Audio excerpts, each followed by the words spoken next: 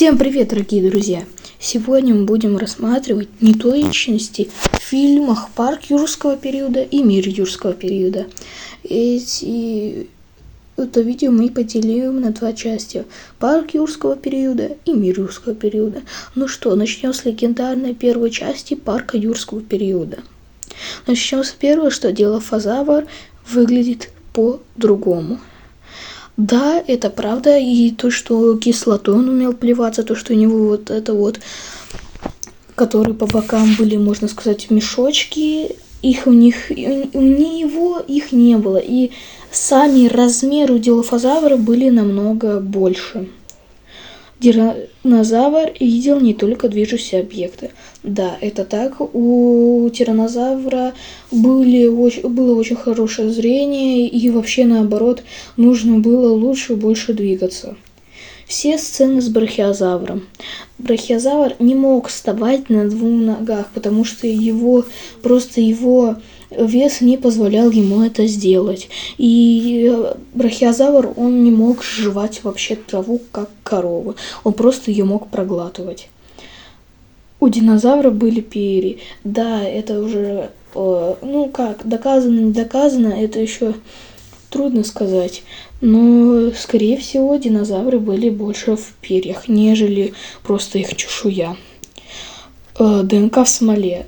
ДНК, она не могла сохраниться в смоле вообще. Нет, она могла сохраниться, но она просто со временем распадается и исчезает. Велоцирапторы были меньше. Да, велоцирапторы в парке юрского периода были больше похожи на дейнонихов, нежели на реальных велоцирапторов. Если видеть, как вы видели на картинке, вот так выглядел велоцираптор, а так выглядел дейноних.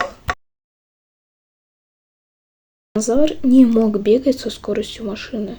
Все это из-за того, что по тем данным, которые я нашел в интернете, тираннозавр просто не мог бы догнать этот джип, который он пытался догнать в парке юрского периода 2. Малыш тираннозавр мог легко откусить вообще в сам палец.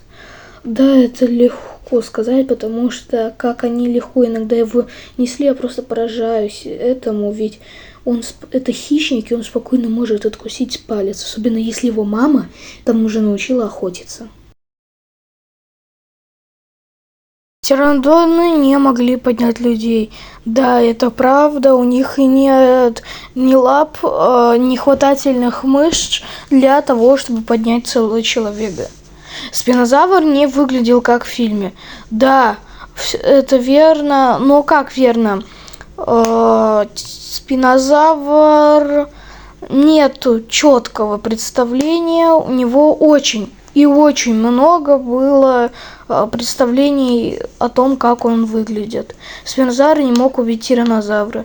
Но в реальной жизни, скорее всего, бы выиграл тираннозавр, потому что челюсть спинозавра была ему для того, чтобы ловить рыбу, а не для схваток. Поэтому, скорее всего, выиграл бы тираннозавр. Ну что, вот и закончился разбор всех частей парка юрского периода. Ну что, нам делать вторую часть, продолжать делать такие видео или нет? Так что подписывайтесь на нас, подписывайтесь на наш телеграм. Ссылки в описании. Всем пока.